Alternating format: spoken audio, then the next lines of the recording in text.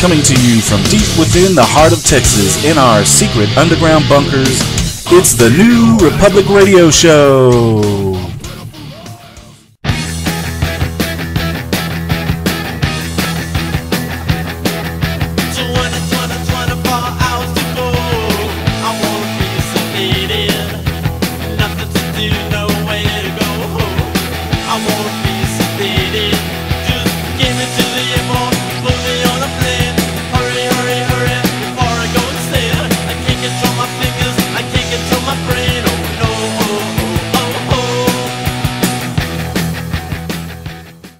Well, just as many of you that are tuning into the New Republic right now, I want to be sedated as well. I know I missed yesterday's show. I apologize about that. I've been quite a bit under the weather. And it was a pivotal day in our country. And I really wanted to be on the air for you guys, but I just wasn't able to do it. Today I'm recovering, and I'm feeling much better. But I'm still not 100%. So if you would, please bear with me. Yesterday we had the SCOTUS decision for Obamacare that was handed down. And if you're like me and most Americans, you were shocked at what you heard. Because for some strange reason, our Supreme Court upheld a law that basically affects all of us. Not for something that we do, but for something that we don't do. Basically a negative law, not a positive law. It's not as if you did something and now because you did that, you're being punished, you're being taxed, you're being fined, whatever you want to call it. This is basically something that you don't do, and just because you didn't do it, you are being taxed, fined, and are affected by the government. And that is something that is completely alien and different than we've ever had, than we've ever experienced before. And it should feel strange to you. It should sound weird to you. Because this is just that's not how our country was designed. We're the United States of America. The Constitution was not designed so that it controlled us no matter what we did or did not do. That's just like basically being fined for not being a particular religion, or being a certain political party. I mean, you name it. It's basically a control. It's a control valve that basically you don't do something that the government wants you to do, and all of a sudden this law is put into place that forces you to do it. Well, maybe, force is maybe too strong of a word in a sense, because you can basically opt out of the new Obamacare. However, you will have to pay a fine if you have the ability to pay for it. You will be fined by the IRS, and they will hunt you down, take your tax returns, whatever it takes, to make sure that you're forced to do that. Now, I just want you to think about that, because that's something that we've never had to deal with. And now, instead of thinking, well, you know what, I can just be a law-abiding citizen and just mind my own business and I'll be okay. It's not like that anymore. You are basically forced to do this. It's something that you have to think about, something that you're going to have to plan every year to put money aside so that you can afford this health care. Because if you don't, again, you will be fined. Your money will be taken away. The only way that you can get out of it is if you can basically just be poor enough to not have to pay taxes. And at that point, then you don't have to. Someone else will foot your bill for you. And by that, I don't mean the government. Yes, the government will do it, but it'll be you and I and everybody else that's footing the bill for all those people that can't do it. So just sit and think about that for a minute. You're basically being forced to do something for 230 some odd years we've not had to worry about, we've not had to deal with. But now, in America, as far as everybody's concerned at the moment, that's no longer the case. See, a major freedom has been taken away.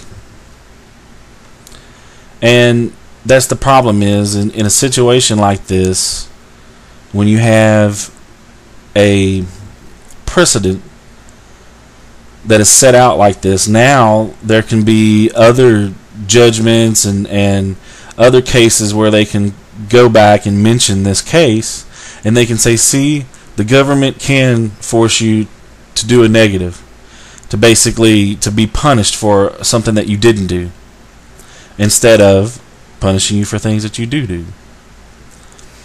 So just think about that, because that's a very tricky and very slippery slope. And it's just something that, yeah, it makes no sense at all. It's aggravating. Actually, it's infuriating, because that's not what this country was designed for. That's not what the founders had in mind. That's not what the Constitution says. And I'll get a little further into that in a moment. I do want to bring up one point, because this is a very good point brought up by a really great talk show host, Michael Savage, yesterday on his show. He brought up the point that in a New York Times report in August 2007, that report shows that Roberts was taking medication for seizures. The head judge here. The article said that Roberts suffered a seizure, and doctors were weighing whether or not to treat him with the powerful drugs with, quote, troubling side effects, including mental slowing and forgetfulness. Now, as a lot of you know, Roberts was considered to be the conservative judge on the court, but yet he was the vote that basically made it happen. He came out for it.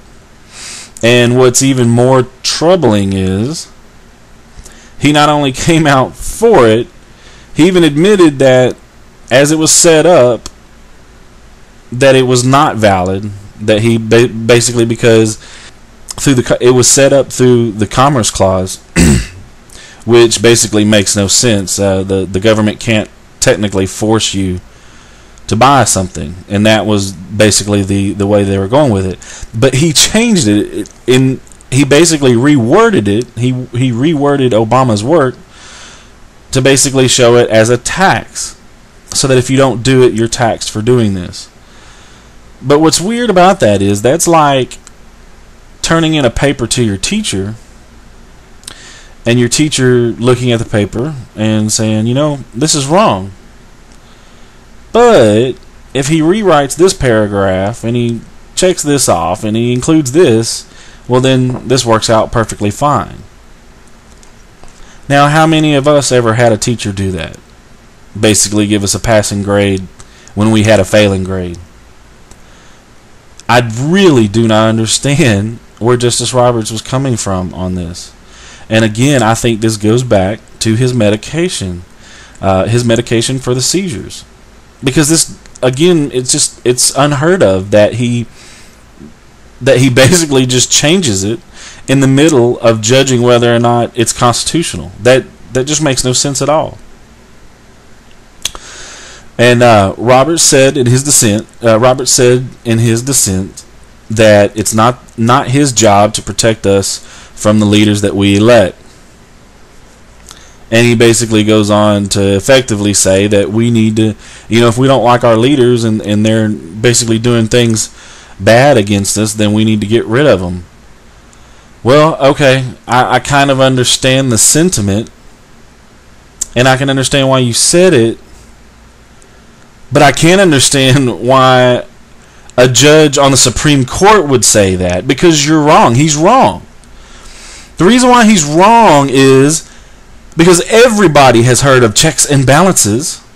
Anybody that's been in third grade government history class, whatever you want to call it, we went over that. We understood how bills become law and all that stuff. We learned those things. But one thing that we learned was about checks and balances.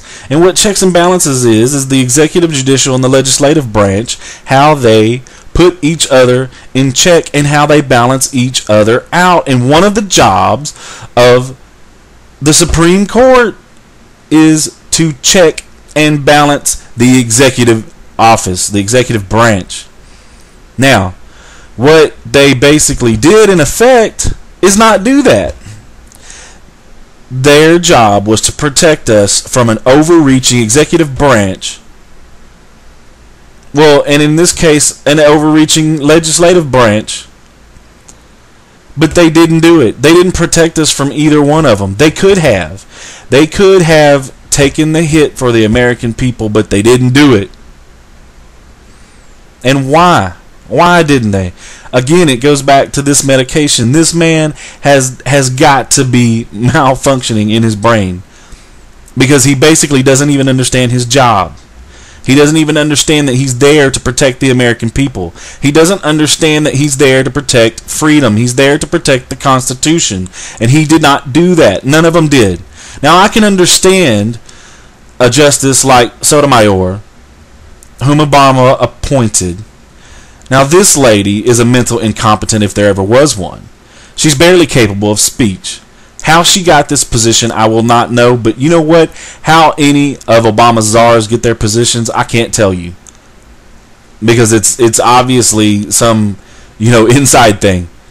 Because none of it makes sense. The people that he puts in power, they're zeros. They're ciphers. They're complete idiots. They're lunatics. That's the reason why we have these kind of problems in our government at this moment.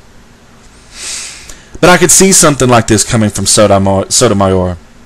I could see her dropping the ball and giving a crap less about the American people or the Constitution or her job. But I don't understand what Robert's deal was. I don't understand why he was trying to make this point about how, he's not going to protect us from our leaders. I don't understand that, what he wants us to get out and vote. Okay, well, you know what? We're going to get out and vote, but we can't vote anything about you, because the people that appoint you are the President of the United States. And that's why it is important. And we have to be very careful about who we put into the presidency. Because we get justices like you that are supposed to be conservative, that are supposed to protect us and supposed to look out for us. But you don't. This is just a sad, sad day for our Constitution, for our freedoms, and for our country. Now, some positive sides. We have Romney on the day of the health care ruling. He raised $4.6 million after the health care ruling in one day, just because of this ruling. So, I mean, that's great, and I'm happy for him. I'm happy to hear that, but, I'm not excited. I'm not excited about Romney, because he's not a conservative, and what does he stand for? The only thing that I've heard him say that I like is he says the first thing I'm going to do is repeal Obamacare. Well, you know what? That's great. That's great. And I tell you what, just on that alone, that makes me want to vote for the man. That makes me want to get out there and ask other people to vote for him. Because we have to do something to stop Obama. He has come up with Obamacare. He's repealing tax cuts. He's got the whole Fast and Furious stuff going on. He's taking our rights away one step after another. This complete moron never ran a hot dog stand in his life. Okay, he worked at Baskin Robbins. You know what? Who cares? He knows how to scoop some ice cream. That's about it. He's effectively worked at places like McDonald's, Baskin Robbins, and that's it. That's all he knows. The man is basically running our country with the viewpoint of a 16-year-old that works at McDonald's. And that 16-year-old is mad because he makes minimum wage. And he's mad because he's not the boss. And he's mad because he can't come in and work the hours that he wants. He's told when he has to be on the schedule. He's mad because he doesn't own the restaurant that he works for. He's mad because he doesn't have a prestigious job. He's mad because he doesn't get to come in and do whatever he wants. That's the problem. Is Obama has no working background. He's not worked a real job like you and I. All of his jobs have been they've been, community organizers. They've been, basically running errands for law offices. And then he was a senator. None of that is real work. And what I mean by that is, yes, you have to show up on time and you have to do what you're asked to do, and then you go home and you start it all over again. Yeah, I'm not saying he hasn't worked, but he doesn't know what reality is. He doesn't know. He's never had a job where he has to worry about the employees, where he's going to get the money to pay them, where he's going to get the money to pay the taxes, where he's going to get more customers, how he's going to get better business, how he's going to afford to buy all the equipment that he has to get for the business. He doesn't understand what it takes to run a business. He doesn't even understand what it takes to hold a real job. And that's the problem, because you've got this guy that has this la-la idea of what's going on in the world, and he wants this grand utopian society, this socialist society where everybody gets equal everything, and everything's absolutely fair, no matter what. If you are 5'2" and you can't jump 3 inches off the ground, you still need to be an NBA basketball player. In his mind, that's the fairness. If you can't run, if your 40-yard dash is a 30-minute long 40-yard dash, and you can't bench press 100 pounds, he wants you to play for the NFL. That's basically his idea. Everything should be fair. Everybody gets the same thing. Nobody has more than anybody else. That's his problem, because that's the ideas that a 16-year-old working at McDonald's has. He wants everything to be fair. He wants the guy that's starting out on the bottom, the guy on the low end of the totem pole, he wants him to be equal with the head honcho all the way up at the top. There's a reason why young people have these type of ideas. There's a reason why young people are naive. And there's a reason why 9 times out of 10 they would prefer a socialist or a communistic type government. Because they have no real life experience. They don't understand how the real world works. That's the problem when you put somebody in the presidency like Obama. When they don't understand reality and they don't understand how the real world works. This is what you get. We basically lose our freedoms, we lose our money, we lose our health care, because the health care is going to turn to garbage now. If this goes all the way through, you're going to have doctors, thousands and thousands of doctors that are going to leave the country because they're not going to be able to get paid when the health system is socialized.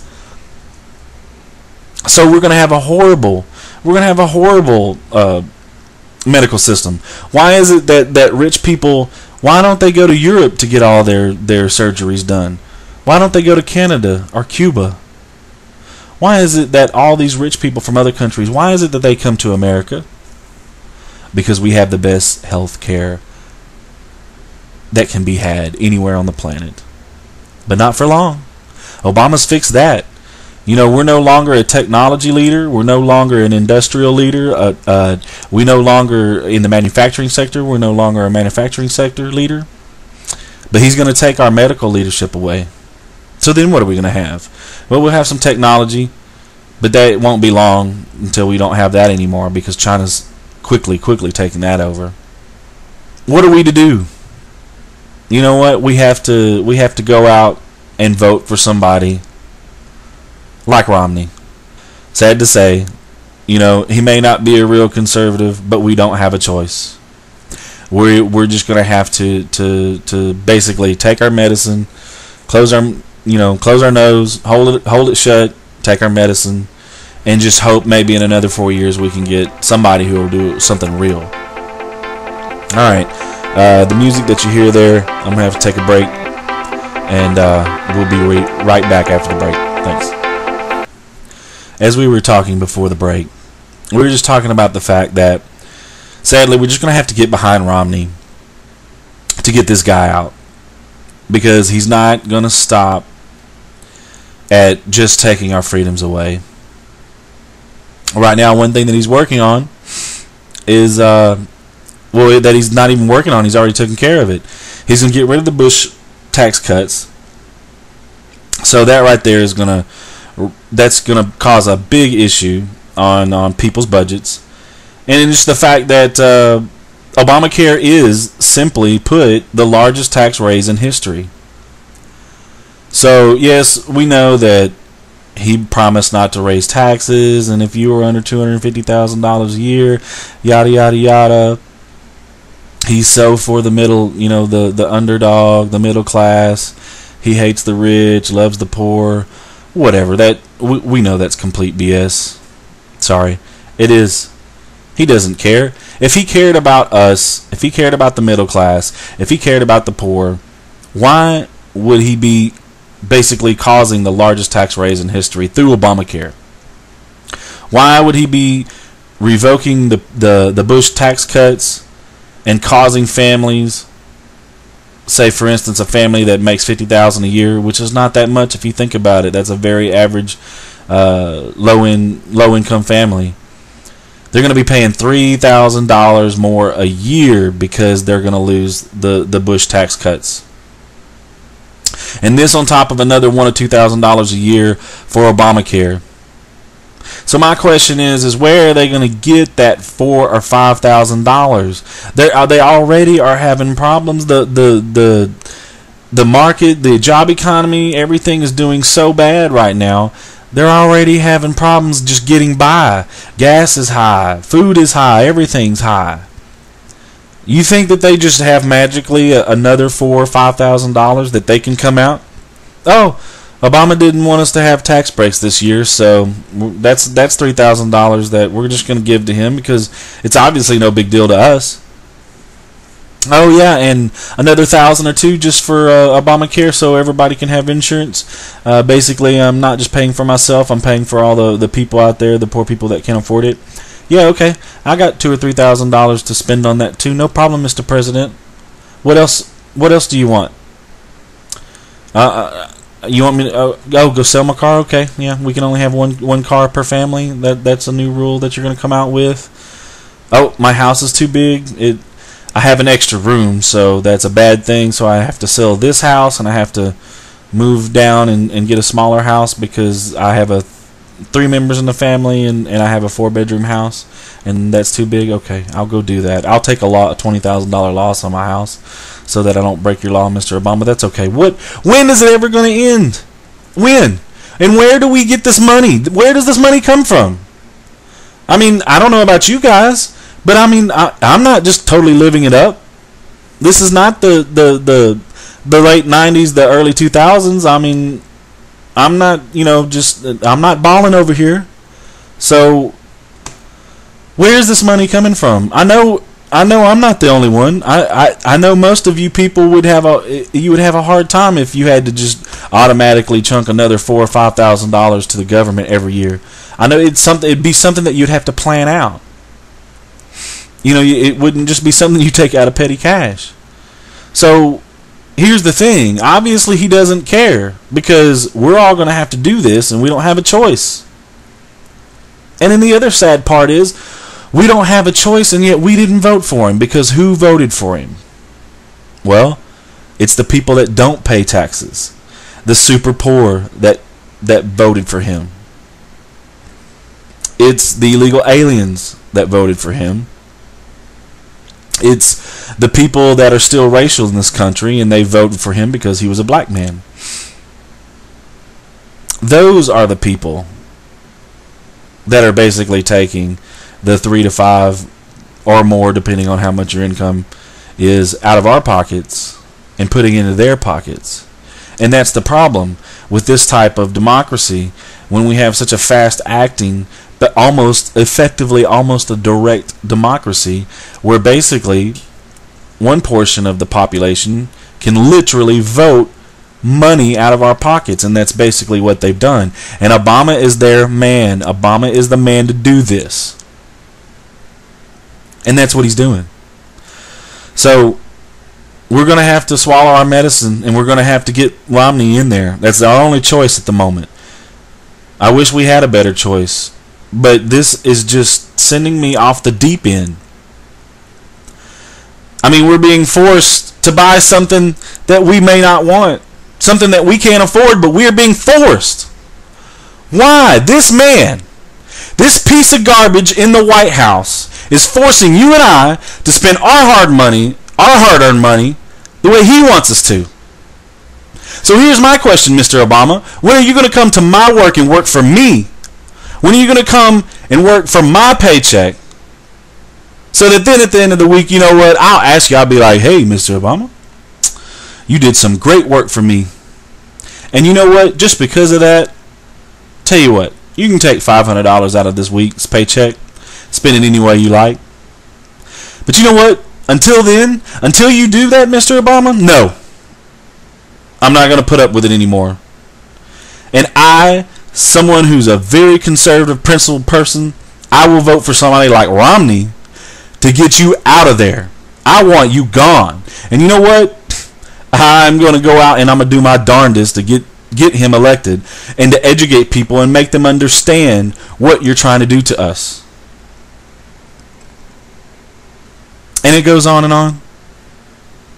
And the poor still, they're not going to pay anything for Obamacare, because if you're under a certain income, then and you can't, if you can't pay your amount for the year, then that's okay.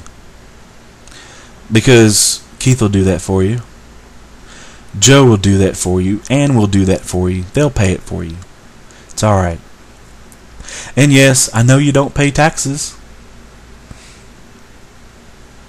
Most of the citizens of the United States don't. Over 42% of the people in the United States do not pay taxes. And those are the same people that won't have to pay for Obamacare. So, just one other thing. One other thing to just make your day that much brighter. Let's see. Moving on. Well, almost. The Obama administration on Friday threatened to veto a defense appropriations bill in part because it does not include higher health care fees for members of the military. Well, it's not enough that you and I have to pay more for our medical care, but soldiers have to pay more for their medical care. Obama's going to force that. He says, hey, it's not good enough you're putting your life on the line for me. Basically going out and doing what I am telling you to do, to go into Afghanistan, to go into Libya, to go into Iraq. Yep.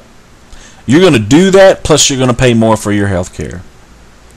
You know what, Mr. Obama? That's pretty freaking sorry. Yeah. That's a class act right there. Let me tell you. I can't come up with many individuals that are much more of a class act. And speaking about that, the president's campaign sent an unsigned tweet late Thursday night that simply read, "Still a BFD." Basically saying healthcare is still a big freaking deal. And that's not what he meant to say. The tweet included a link to the campaign's online merchandise store, where it is now offering a t-shirt that proclaims in bold lettering, "Health reform. Still a big freaking deal."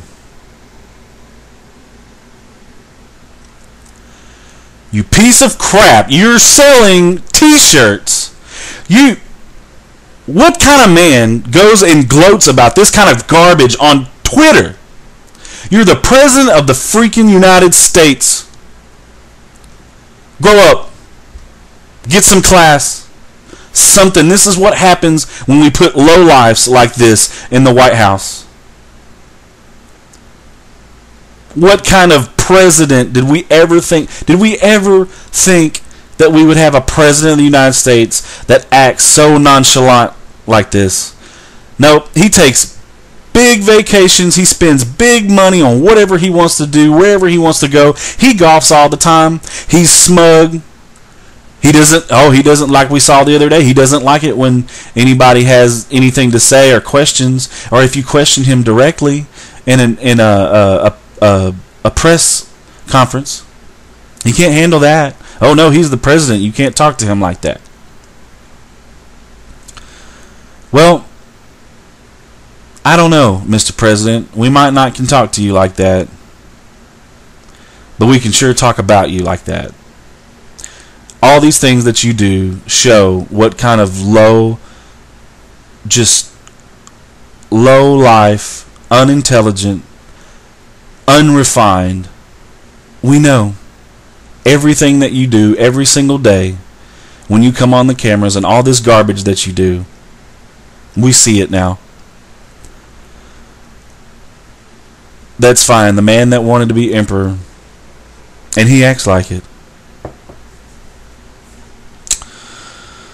Anyway, moving on. And we had the big vote about with Holder on the contempt. I was actually happy with that, because at least we got the contempt votes. Yeah, he's not out of there yet, but because of that, because he was held in contempt, and because of the way that they did it, they're going to be able to get the paperwork rolling. Basically, they're gonna be able to force him to show the paperwork, and because of that, we're going to be able to get to the bottom of all this stuff. And I promise you, it's going to be connected to Obama in some kind of way. Not only was Holder with all this mess. I mean, think about it. You're sending out guns to drug lords. Now, normally when this was ever done before, there's, and I'll admit this was done with Bush, but the difference is when the guns were sent out under Bush, they had tracking devices, GPS tracking devices in them, so that they could follow the gun to where it was finally bought by the drug dealer, and then they could bust the drug dealers. They did it with the help and the blessings of the Mexican government. Now, when Holder did it, when the Obama administration did it, they sent the guns out with no tracking, no kind of GPS, no kind of nothing. They just sent the guns out. There's over 1,000 guns that have not been found. They have no idea where they're at. Now, seriously, what were these people thinking? Any grown, intelligent man or woman would not think for a second that this could not become a dangerous situation. A completely untrackable firearm is going, they know it's going to a drug dealer in Mexico. Think about that. All these people are trying to say, oh, the Republicans are just racist and they're going after Holder. That's what all this is about. And you had the National Black Caucus walk out yesterday during the vote with a bunch of other Democrats. And that was another class act thing. Let me tell you, they walked out because they're saying it's a racist deal. Well, you know what, in effect, what they really did is they walked out on that border guard that was killed because of Holder, because of Obama, because of all those officials in the JOD. They walked out on that poor dead guard. They walked out on who knows how many hundreds of dead Mexicans, citizens. That's what they walked out on. They didn't walk out because they were trying to show that they were in solidarity with Holder and with the administration. But that's the thing is they don't even get it. They're so hardwired to play the politics that they can't even see the human side. Nancy Pelosi up there walking out hand in hand. That just made me absolutely sick. And if I was the parent, if I was one of the parents of that dead border guard, I would demand, I would scream at the top of my lungs, I would demand apologies from the National Black Caucus. I would demand apologies from all the Democrats. I would demand a personal apology from Nancy Pelosi for leading them out, because that was an affront to them, and that was an affront to their son. But that's the kind of leaders that we have now. People that just don't care. And yeah, it's on both sides of the aisle. I'm not a Republican. I'm an independent, but I'm a conservative independent. But we've got to make a change on this. One thing that came out a little bit interesting today, Darrell Issa, on the Holder case, puts details of secret wiretap applications in congressional record. And they have audio on some of this stuff. I don't know that we'll ever get to hear it, but that's going to be very interesting once they do have all of that, so that they can basically put it together for the case. But we don't know how high this is going to go up. And my question is what does Holder have on Obama that Obama is protecting him so fervently? I mean, I know that they're personal friends, but it really makes me wonder, because Obama's really making some missteps, and he's causing some issues. I mean, we're talking about things that if he were to get elected, he could easily lose his job. And so my question is what kind of skeletons does Holder have on Obama that Obama is willing to basically lose it all just to protect Holder? Or is it just the simple fact that this all ties back to him, and that if he doesn't protect Holder, then he's by protecting Holder, rather, he's protecting himself? Who knows? But it will be interesting. Well, in closing, I've been thinking a whole bunch yesterday, and this is one of the reasons why I created this show, because we simply do need a new republic. We have to educate everyone, including your stupid liberal friends. It's too late to be kind. It's too late to be nice. You know, they say the 3 things you never talk about with friends are sex, religion, and politics. But we have to throw at least one of those out. These people have to be educated. They're brainwashed.